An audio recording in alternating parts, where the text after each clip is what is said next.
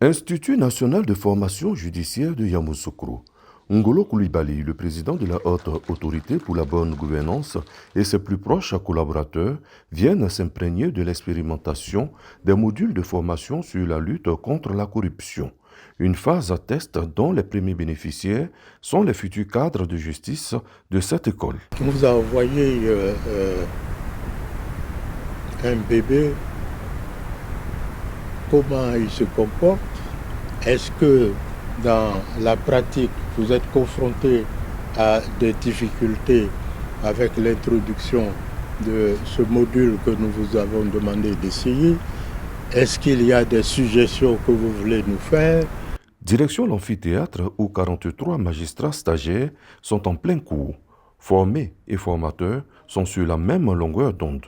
Il était important que la haute autorité soutienne l'Institut de formation judiciaire et plus particulièrement l'école de la magistrature dans la formation des auditeurs relativement à la répression de la corruption. Pour l'école de magistrature, ce module va s'inscrire dans ce vaste programme qui va permettre à nos apprenants d'intégrer les notions de probité, d'honnêteté et d'intégrité, parce que ces apprenants-là sont appelés demain à être des personnes qui vont avoir la gestion des ressources, la gestion de la chose publique.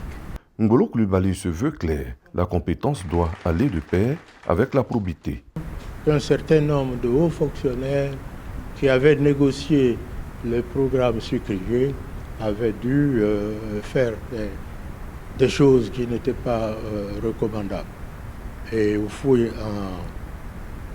on a été informé et il rentrait d'un voyage et à l'aéroport, il a lancé, je ne dirais pas ce cri, en tout cas cette expression et cette conviction. Je n'ai que faire de cadres malhonnêtes, même s'ils sont compétents. Ça veut dire que dans son esprit, vous avez beau être compétent, mais si vous n'êtes pas honnête, vous ne passez pas.